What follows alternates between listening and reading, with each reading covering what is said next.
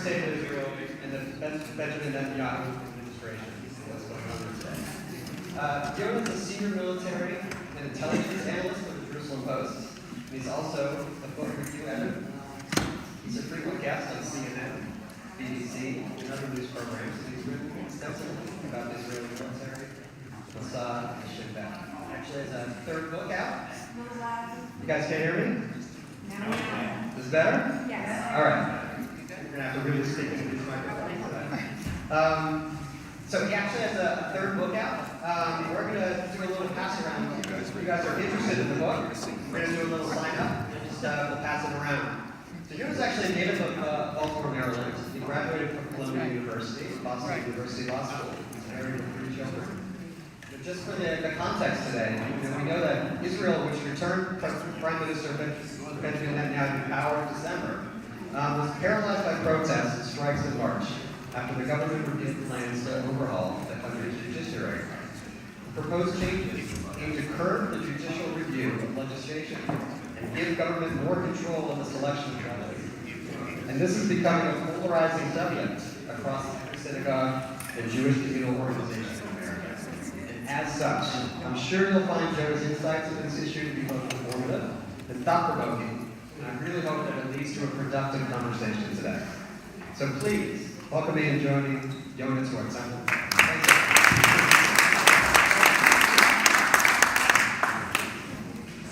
Oh wait, first of all, everybody can hear me? I've got this side. Okay, so we don't need the handcuffs. Great. Okay.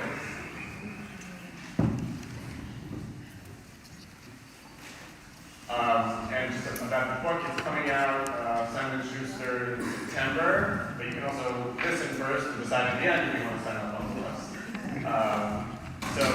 Right, we're talking about what I call the judicial overhaul. Some people call it the judicial demolition. Some people call it the judicial reform, so it depends what side of the spectrum you're on. I'm going to try to cover all the sides today. I call it overhaul. I think that's sort of like the most neutral or objective term. No matter where you're coming from, there's no question. It's shaken Israel's image. There are questions about what is Israeli democracy going to look like in the future. Today, we're going to sort of go back and forth between diving really deep into some of the details and also doing really big picture. Where did this come from? How is Israeli society so... We're used to Israeli society being polarized about some issues, yes, land for peace, no land for peace, but like the judiciary, where did this come from? There's a lot of history we'll get into, both again, big picture and the details. First of all, just to calm everyone down, it hasn't happened, okay? It didn't pass. There's a pause, right? Timeout, there's a timeout for at least the month of April, and now we understand at least the month of May.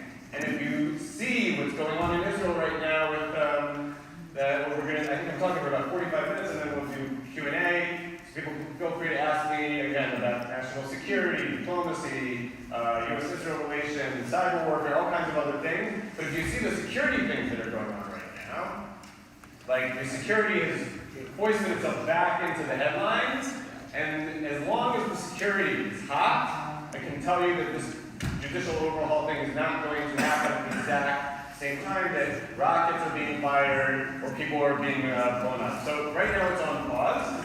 It is not gone. Right? It is very important. The issue is very important to Prime Minister Benjamin Netanyahu. So it is going to come back. I was talking to one of the congregants here beforehand, and I said, I'm optimistic. I think there will be a compromise where neither side, the different sides of the Israeli spectrum gets exactly what they want, but everybody gets something. Netanyahu won an election. If you like him, if you don't like him, he's probably going to get some kind of changes to the judicial system, but not anywhere near as far as maybe what he started with, because if he wants support from the opposition, if he doesn't want to anger the United States, if he doesn't want to anger Moody's, people saw there was an answer on Moody's, who does ratings for economic purposes, if he doesn't want to anger the majority, certainly American jury split, the majority of American jury is not in favor, certainly of the first version of the judicial overhaul that Netanyahu wanted. Anyway, so there's a lot of things. Most important, probably to him, is he doesn't want to anger the Israeli army itself. which is one of the most unique things that came into play and why we're on pause right now. So I will go into a little bit more detail about that. Before I do, just to get a little bit of a feel for how much explanation I need to do, who here knows who Yoav Galant is? Yoav Galant. Not so many. Kudos to any of the people who do, and that's perfectly fine. So when I get into that, I'll explain that in a little bit more detail. So the next time, if the security situation calms down, the next time we might see some more movement, some kind of resolution or compromise or whatever, would be June or July. Now what happened? Why was there a pause in the end? Because Netanyahu for about 3 months said no pause, I'll talk about, negotiate about the terms of the judicial overhaul, but I'm not slowing down along the way. And what happened is, I don't know if people heard this famous phrase about American politics, it's the economy stupid, right? So you can talk about so many issues, but at the end of the day, most American voters vote based on the economy. In Israel, it's national security. All right, national security came back. Things were quiet for a few months, and so there was sort of an idea that Netanyahu could go forward with this, even if there was a lot of tension. The national security came back in. So Yoav Galant is the defense minister, and what's really interesting about the fact that he stopped almost single-handedly with lots of other contributors. But at the end of the day, he basically stopped the judicial overhaul, is he's from the Likud party of Netanyahu. Netanyahu made him his own defense minister. He's, the most loyal that you would expect to get is somebody from your own party.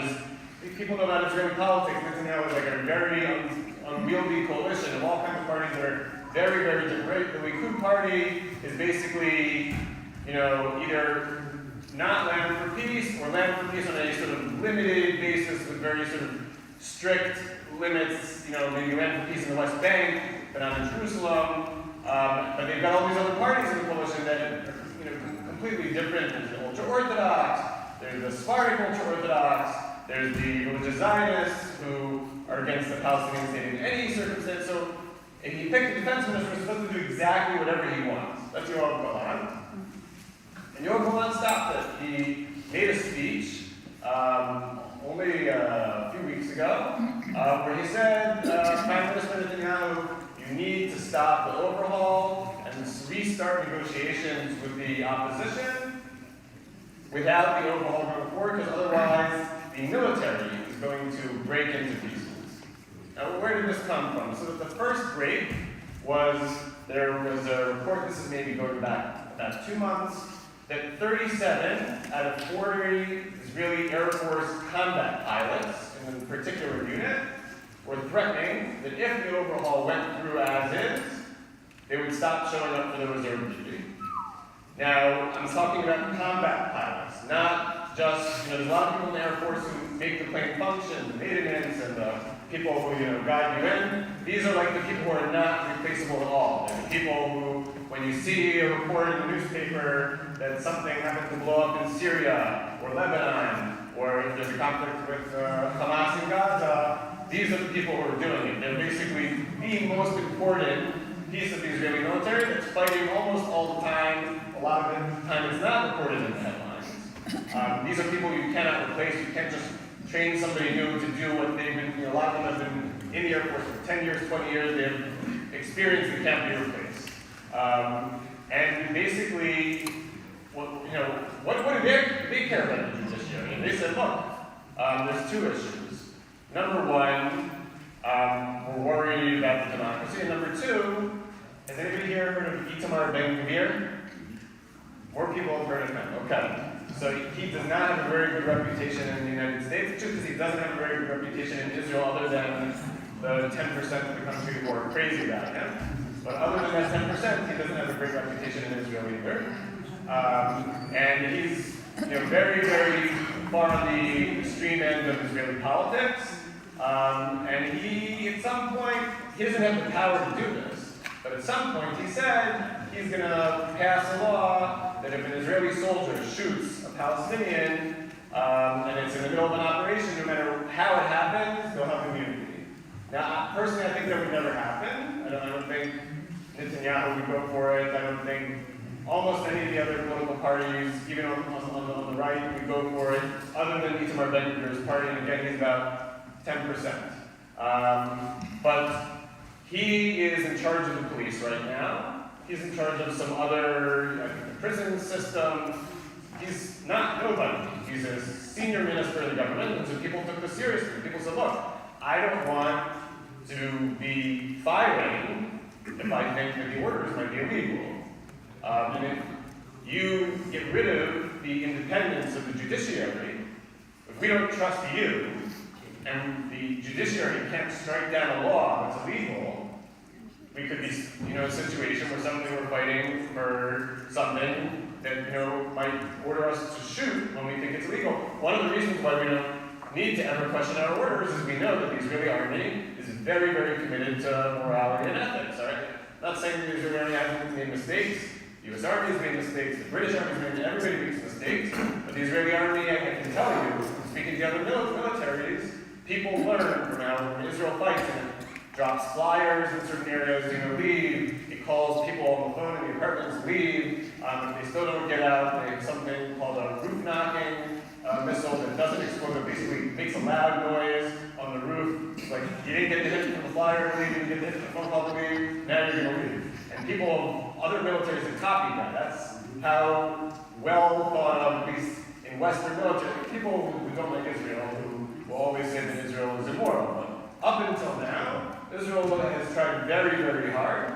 It's made mistakes, but as a system, it's tried very hard to get things right, to warn people to leave. There have been half a dozen Israeli soldiers that have gone to prison when they didn't follow the rules for shooting somebody against the rules in the last 5 or 10 years. So that's what these people were worried about.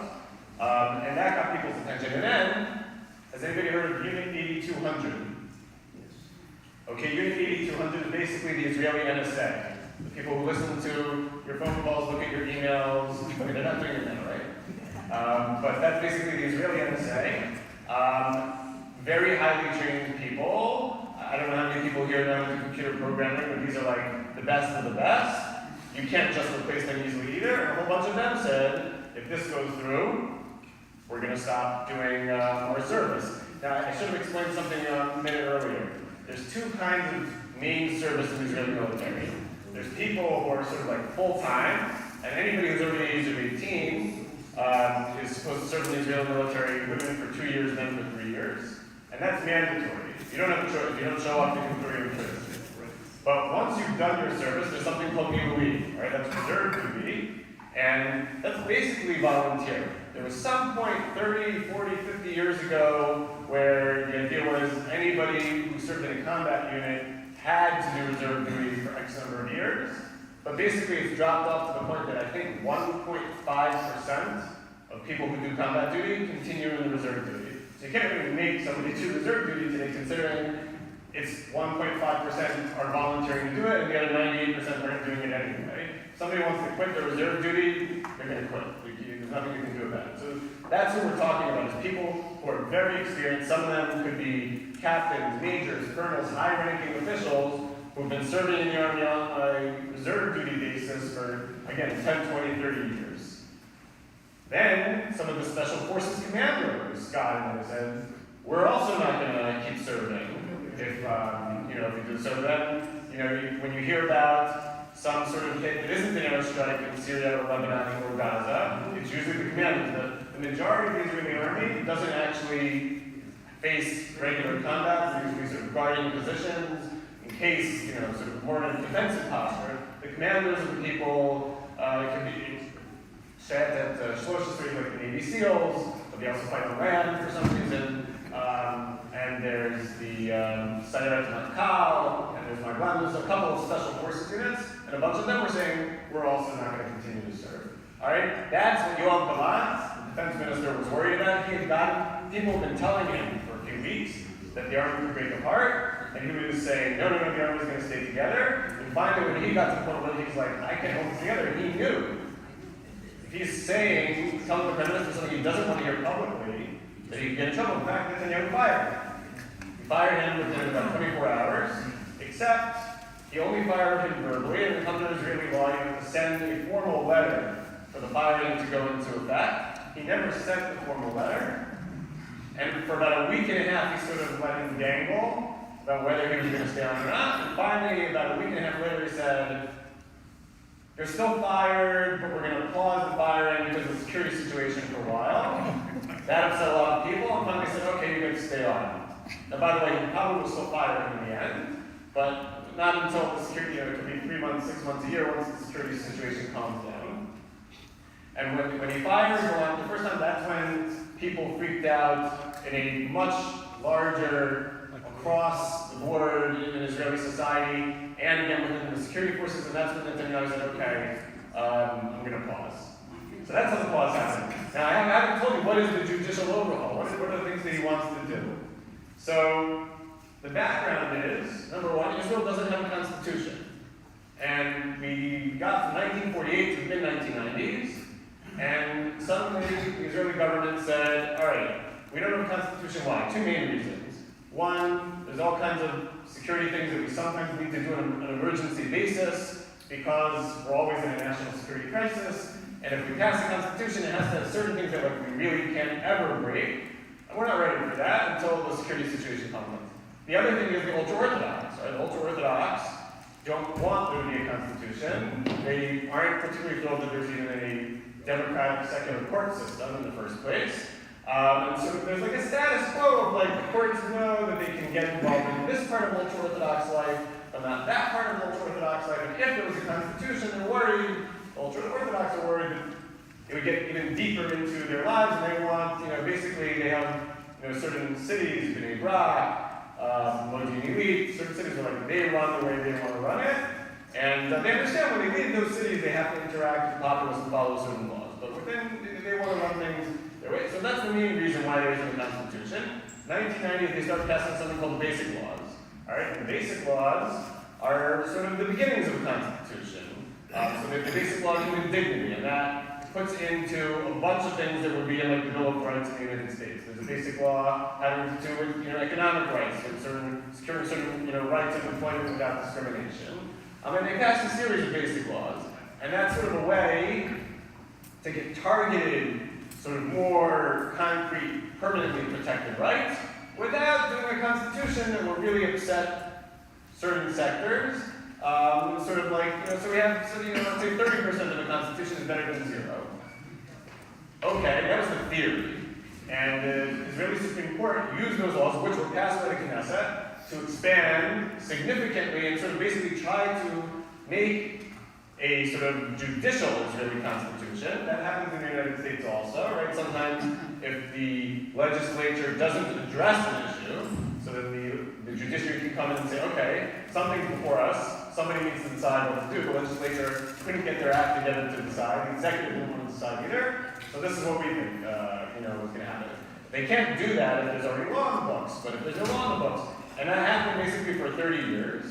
And while they were doing that, that upset the people who support Itamar Ben-Gvir, it's not all of the religious Zionists in Israel, but a good segment, probably the majority of the religious Zionists. Not all, even of them, all of them like Ben-Gvir, but they were definitely upset at the Supreme Court for, let's say, making certain settlements be demolished, for making certain outposts be demolished, or various things usually having to do with the West Bank, Judaism, whatever you want to call it. So they were upset about that. Also, when the Israeli government withdrew from the Gaza Strip in 2005, the a bunch of people on the right went to the Israeli Supreme Court and said, this is against human rights. You're making people leave their house. There were thousands of Jews who were living in areas that they were forced to move. And they said, you can't do this in a democracy.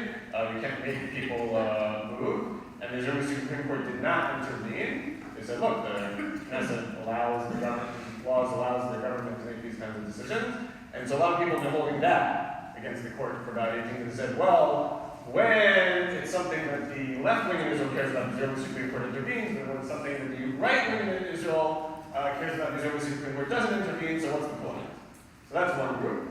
The other group we talked about is the ultra-Orthodox, all right? So the ultra-Orthodox sort of didn't get as upset about the basic laws as they did about a full constitution, so that sort of worked at first.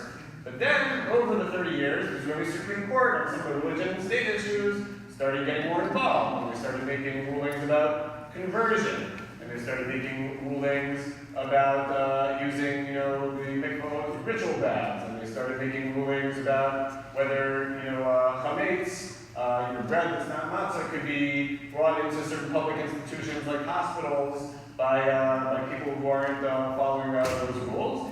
And the more of those rulings came out, the more of those said, this court is out to get us, they're trying to destroy our way of life.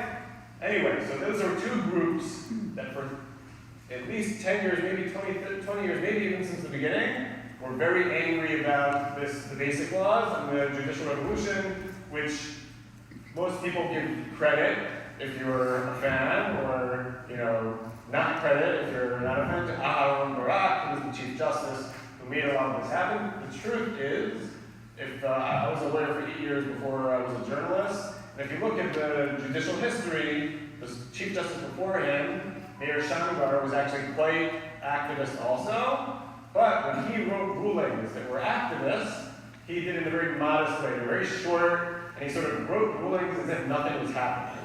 And Aharon Barak liked to write 250-page opinions about philosophy and becoming more like the United States and Europe, and those are the things that sort of really set people off. But that's a side point. Now, there were a whole bunch of justice ministers. There was Justice Minister Daniel Friedman, Justice Minister Ayelet Shaked, and some others who tried to roll back the Supreme Court. And one person always stopped. Does anybody know who that one person is? Who? What? Benjamin Netanyahu. Benjamin Netanyahu always stopped at least a dozen attempts to roll back judicial independence. Until one very big thing changed.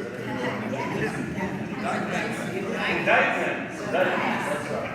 Okay, so in 2020, Netanyahu was indicted for 3 different cases of public corruption. I'm going to sort of give just a little basic on what the 3 cases are. If people, again, in the Q&A want me to go into more detail, I'm happy to go into more detail. But the big one is called Case 4000. That's the Bezek Walla affair, and that's the one where he's accused of bribery. Why does that matter? That's the only one that, if he gets convicted, for sure he goes to jail, for sure his political career is over. If he gets convicted on that one. Okay? And that one is basically, there's this guy named Shaul Elovich, who owned the giant telecommunications company Bezek, and he also owned Walla, which at the time was the second largest Israeli Hebrew news website in Israel. And according to the allegations, Elovich and Netanyahu sat down, and Elovich said, if you help basically make certain approvals for Bezek, having to do with certain mergers, having to do with certain regulatory issues, that can make you some money, over $1 billion shekels, not cash, but stocks and all kinds of other complicated moves. I will change the Walla News website, which has usually been against you, to being for you. That's a pretty, if you could think about it, like, when you have in the United States, CNN and Fox, right? CNN is Democrat, Fox is Republican. Both of them, to some extent, have some other side voice, but generally speaking, at least today, what if a politician could suddenly just switch one of them so that both of them were on one side? It would be a big deal, and it would be a very big deal if it was going into an election. This was going into one election and then into a second election, 2 different elections, both of which Netanyahu won. And according to the indictment, there are about 300 instances where this deal came into play, and reporters at Walla were told, write something a certain way, the website, something bad about Netanyahu was taken down, something good about him was taken from the side and put high up. Bad things about some of his opponents went in. Now the other side will say, and then I'll move on to the other cases, because otherwise I could spend 2 hours just talking about the cases. The other side would say, well, the other politicians did too. Isaac Herzog, who at the time, now he's president, at the time he was Netanyahu's opposition, also got good articles about him when he offered certain things. And Tzipi Livni, and 5 or 6 politicians who got some good stories from us. So anyway, that's the debate about that case. It's called media bribery. I can't tell you what's going to happen. I've been in the trial dozens of times, and it's a very, very close call so far from what I can see, because, again, like I said, there's other people who've got the same treatment, and to win a criminal case, you have to prove beyond a reasonable doubt. The other two cases are less important, but the truth is, case 1000, where everything started, is the case where they're most likely to convict him. That was, they called the illegal gifts affair, and it had to do with expensive champagne, expensive cigars, and basically gifts, if I remember correctly, somewhere around heading up to 700,000 from Arno Milchin and James Packer, billionaires who Netanyahu was friends with. And Netanyahu said, look, they're my billionaire friends. They like to spend time with me. It's cool to spend time with the prime minister, so they gave me gifts, okay? Sue me. Don't sue me. There's nothing wrong with it. It's not illegal. It's not illegal. They're allowed to give me gifts. I didn't promise them anything in return. All right, and in the end, he wasn't indicted for bribes in those cases. But there were some things that aren't exactly directly connected, that he acted on their behalf. He tried to get somebody a visa, called the American government to do it, tried to get somebody a tax break. There's a couple of examples where he either did some things or tried to do some things, and even if he couldn't connect them exactly, and that's why there's a bribery case, there's a sort of reduced crime called breach of public trust that he was indicted for in that case. Now, if they convict him of just that, he probably could remain prime minister and not go to jail. So if there's some sort of compromise that somebody tries to work out another year and a half when the case ends, one possible compromise is convict Netanyahu in that case, because then at least we could say, from the sort of the legal establishment, we did convict the prime minister, we weren't afraid to convict him, but we would convict him of bribery so that we don't have like some political explosion. The electorate will decide, whether he gets to be prime minister or not. So that's, and then there's case 2000 is another media bribery case. I'm not going to go deeply into it because first of all, they haven't actually had witnesses very much yet in that case, and second of all the three cases, it's the one he's least likely to be convicted of because it was attempted media bribery. It didn't actually even happen, even according to the prosecution. Okay, you got all of that? That was going deep into the details, but move back. Netanyahu has some legal problems. And suddenly his view of the judiciary changes. And suddenly he wants to make sure that he can appoint the next few Supreme Court justices, because if he loses in the trial court, like with different levels of courts, then there's an appeal to the Supreme Court. And it might not be so bad to have the most recent justices who are appointed, who've been appointed by him. Maybe they owe him something, maybe not, but maybe they do. And so that's the mentality, and that's certainly the fear. From the other side is, that's about as corrupt as you can get. To appoint judges to make you innocent if you get convicted. Look, roll the dice. You want to make a plea deal. By the way, he put in a plea deal to the lesser charges a year ago, 2 years ago, 3 years ago, and he did one. He wanted to be completely acquitted. So if you want to make a plea deal, make a plea deal. But to sort of try to reshape the court in order to change the result, that's not how the rule of law works. That's not how democracy works. So that's one of the biggest fears, and that's a lot of people say Netanyahu shifted. Now, in terms of the issues that he shifted on, the 4 issues are who gets appointed to the Supreme Court. So I think we have that covered now. One will appoint people who might owe you something, or at least are from your conservative judicial perspective. And he already has, like I said, those other political parties who wanted that for decades. So there was a large group of Israel that thought that. By the way, the other thing I want to say about that, and this goes beyond the religious Zionist party and ultra-Orthodox party, is the haves and the have-nots. Okay? So a lot of the people I talked about before who are in the elite special forces, the elite air force, are usually also from pretty well-educated, wealthy parts of society. And there are a large number of voters who are completely secular in Israel, who don't like the Supreme Court, because it never did anything for them. And they say Netanyahu is the person who's willing to fight for them. And so if he says the Supreme Court is going against them, they're going to go with him on it. So it's, it's happened in the United States. Sometimes things have become almost, tribal. If you support this official, you vote for anything that they want, even if maybe 10 or 20 years ago you might have said, well, I'm going to vote with there used to be a whole bunch of people who voted with, Republicans on national security, but Democrats on social issues, or vice versa. So there's, less and less of that, less sort of, people switching camps. So that's another group of people who are, it's not that the whole country is against the judicial overhaul. There's, we got up to 500,000 people demonstrating at some point, which is huge. There's 9 million people in Israel, and Netanyahu just won an election in the Senate. And he didn't say during the election how far he was going to go on the judicial overhaul. So I think if you poll people today, probably he would get more than, I guess, 40% of Israelis. That's like a guess, because it goes up and down every week. I don't think he'd get more than 40% of Israelis that would be in favor of sort of the most extreme version of the judicial overhaul that he wanted at the beginning. But a compromise where there's some significant changes, where the judiciary becomes less activist, more conservative than it has been, you probably could get 60 or 70% of Israelis, including some of the opposition parties who might be in favor of that. Again, if it's sort of somewhere in the middle. So that's one issue, is appointing judges. Overriding the Supreme Court, right? So in the United States, it's, Congress can override the Supreme Court. It's not particularly hard to do, except the Constitution. Congress can't just override the Constitution. Many constitutions only happen 26 times, very, very hard to do. Okay, so the fact that the Congress can very easily beat out the Supreme Court, somebody who's worried about fundamental rights doesn't need to worry about that. Now, in Israel, and in the Congress, they can do it by majority vote. Now, in Israel, there's no constitution. So when Netanyahu said, I want the Knesset, the equivalent of Congress, to be able to override the Supreme Court with only 61 votes out of 120, that's a bare majority. You can't have a government with less than 61 votes. It basically means that if the Knesset wanted to say, on Tuesday, 8 o'clock, you can shoot your neighbor across the street, the Supreme Court couldn't do anything with that because there's no constitution.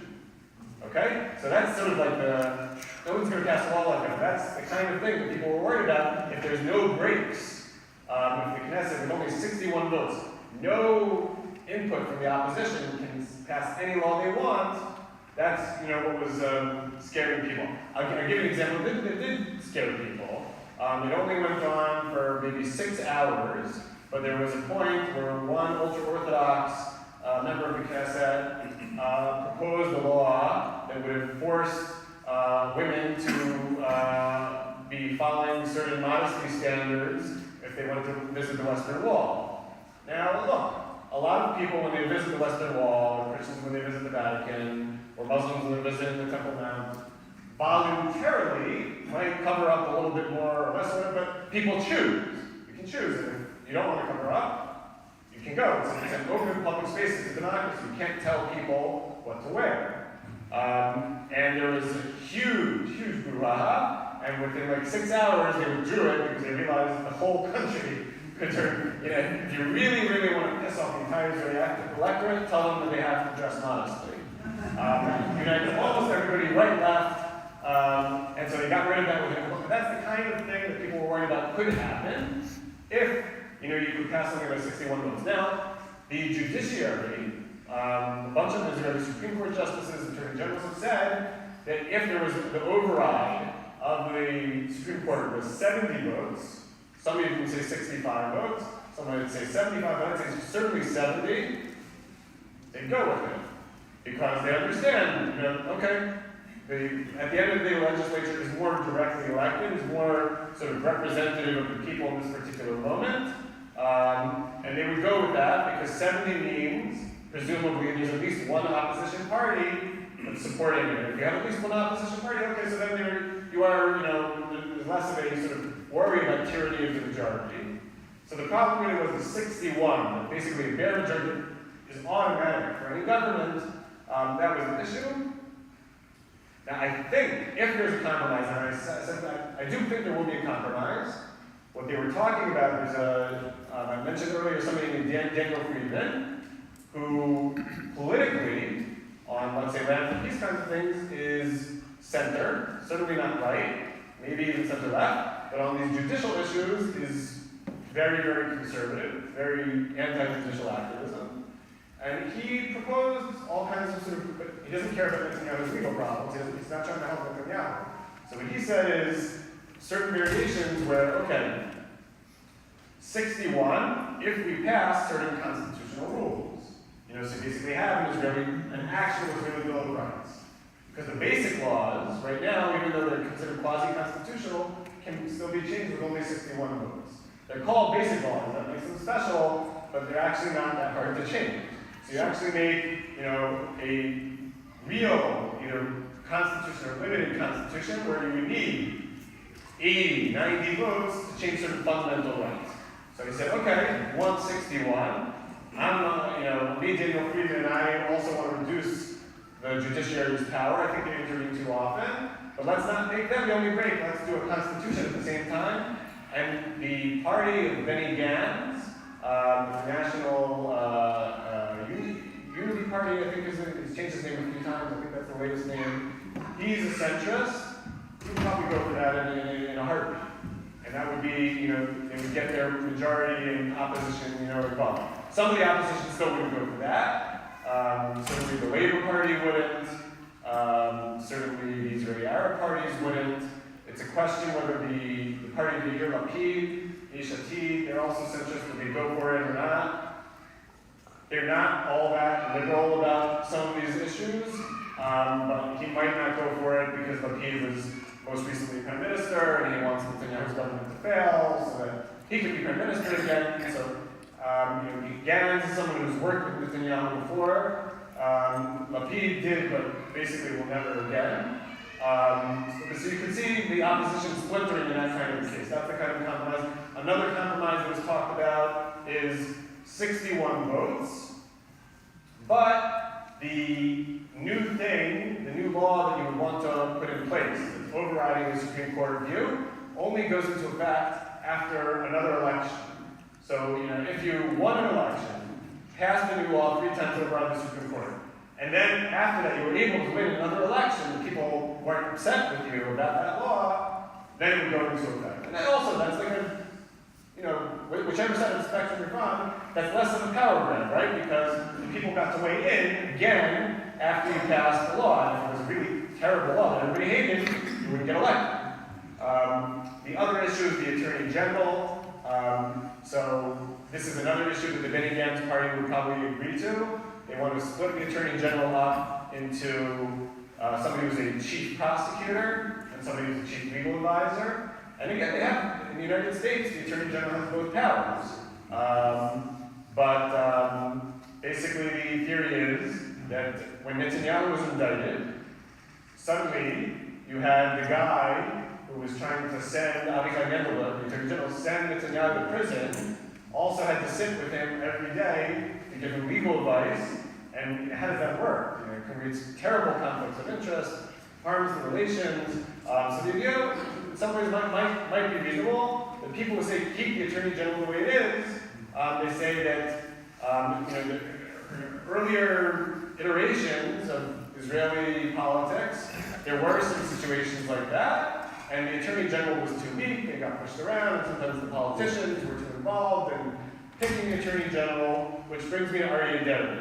All right, we talked mostly about Netanyahu because everybody knows who he is. Not everybody knows who Aryeh Deri is. He's the head of the Sephardic ultra-Orthodox party, and one of the reasons that they took the politicians out of having most of the role, not entirely, but most of the role of appointing the Attorney General, is more than 25 years ago, Aryeh Deri was being investigated and tried to make a deal with somebody named Baron that if he promised him that he'd get rid of the investigation, he'd support him to make an Attorney General. And they found out about it, and they basically, after that, changed the whole thing, removed almost entirely the political influence from who picks the Attorney General. Not entirely, but much less. And Aryeh Deri was eventually convicted, and in fact, Aryeh Deri was convicted again a couple of years ago of a new